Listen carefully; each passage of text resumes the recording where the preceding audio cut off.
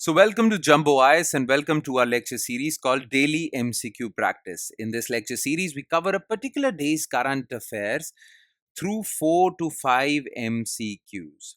The purpose of this lecture series is very simple. We want you to revise your current affairs because that is the only way you'll be able to consolidate them. Remember them till your examination. And the best way to consolidate your current affairs is by getting the much needed MCQ practice. Because MCQ practice is quite critical if you're serious about clearing stage 1 of your civil services examination, that is prelim stage. Okay? So, covering current affairs on a daily basis is very important. Why? Because current affairs forms the most important portion of your civil services examination. In fact, 40 to 50% of your paper, especially prelims paper, is directly or indirectly related to current affairs. Okay, so covering current affairs on a daily basis is very important. In fact, covering current affairs through MCQs on a daily basis also becomes very important. Because if you cover 4 to 5 MCQs with me on a daily basis, these 4 to 5 MCQs would add up to more than 1200 MCQs, and that too from current affairs alone. I'm not talking about polity MCQs, history MCQs, geography MCQs, because we'll have separate lecture series for them. Just current affairs MCQs, 1200 MCQs from current affairs alone. So, if you choose to ignore this lecture series, well, you'll stand to lose. Therefore, make this lecture series a part of your daily routine. It's very important. It will be really beneficial. Trust me on that. Make it a part of your daily routine. All right. Enough of the introduction. Let's straight away jump into the discussion, starting with question number 1. Consider the following statements regarding X-rays.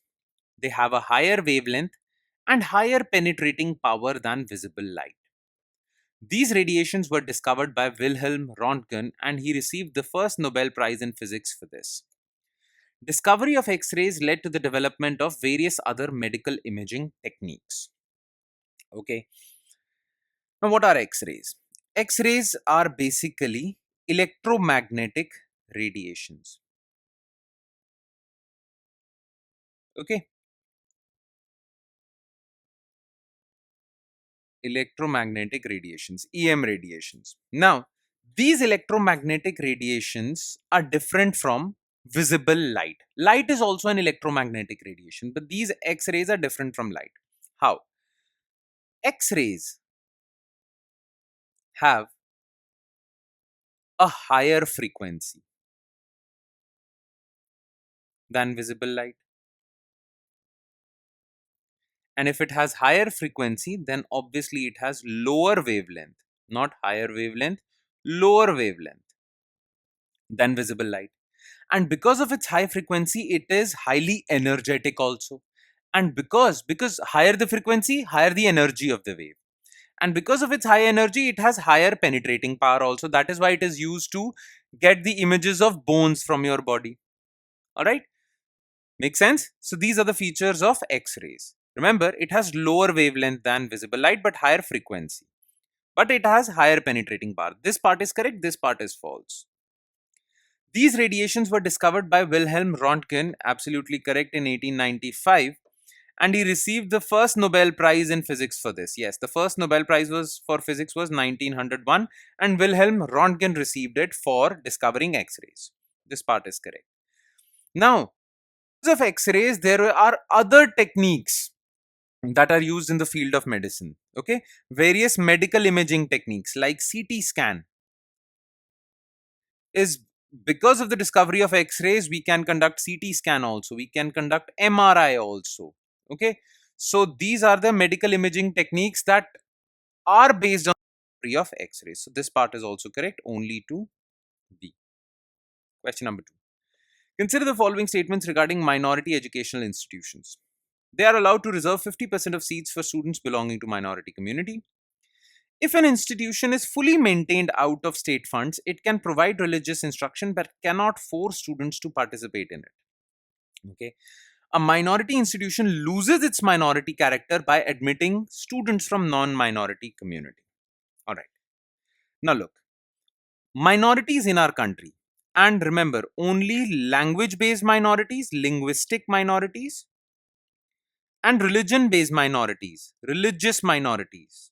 Only these two types of minorities, because these are the only two types of minorities that are recognized in India. Only they can establish educational institutions under Article 30. And these educational institutions would be called minority educational institutions. Okay.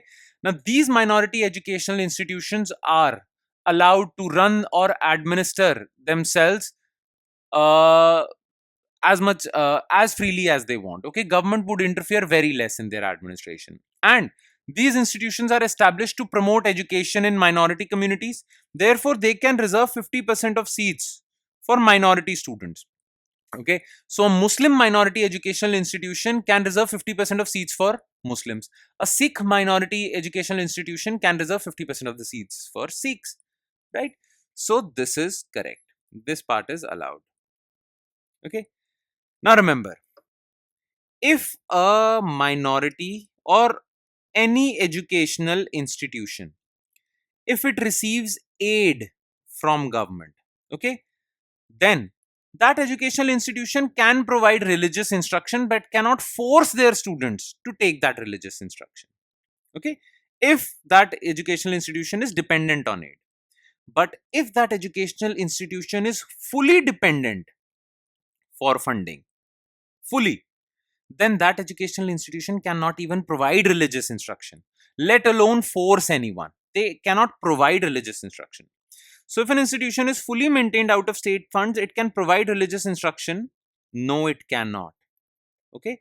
So, if it cannot provide religious instruction, how can it force students to participate in it? Okay. Only educational institutions that receive aid or are self financed can provide religious instruction. So, this is false. A minority institution loses its minority character, not at all. Okay, if Aligarh Muslim University admits Hindu students, it won't lose its minority status. So this part is also false. One only. Question number 3.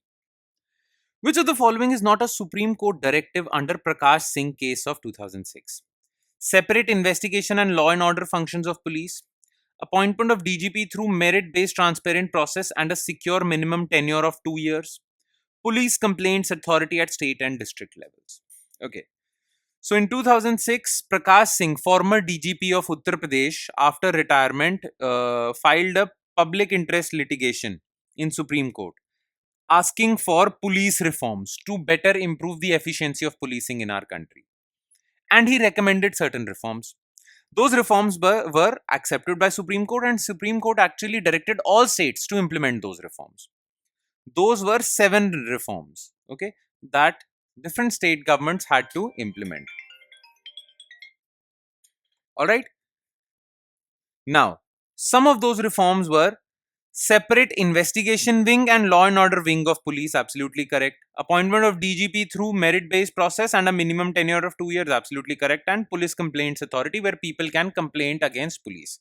All 3 are correct. Okay. And last, consider the following regarding Bibek Debroy Committee for Railway Reforms. It called for separation of rail and union budget. It recommended establishment of Rail Development Authority for pricing and competition promotion. It called for liberalization of Indian Railways. Okay. Look, in 2015, government wanted to improve Indian Railways. So therefore, it set up a committee called under the chairmanship of Bibek Debroy. So it is also known as Bibek Debroy Committee on Railway Reforms. Now, Bibek Debroy recommended many things. Before Bibek Debroy Committee, India used to present a separate railway budget.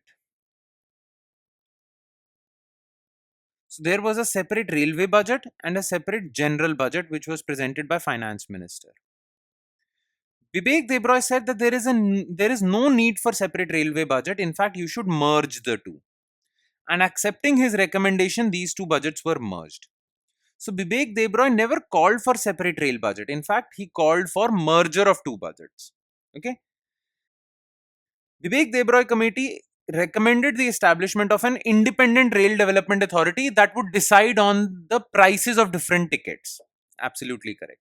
And he also called for liberalization of Indian railways through which private trains can also run on Indian rail tracks. Absolutely correct. So 2 and 3. Okay, make sense? And with that, we conclude today's session. Thank you so much for watching, everyone, and I hope it has added value to your preparation. But it would add more value if you read the PDF file associated with this lecture also. This PDF file contains written solutions to all the 4 questions discussed in this lecture. Okay, written detailed solutions. So have a look at them. Read those written solutions. It would allow you to remember them. Okay. And this PDF file is shared on our Telegram channel, and the link to our Telegram channel is provided in the comment section below this video. So check for the comment section below this video. You will find a link to our Telegram channel.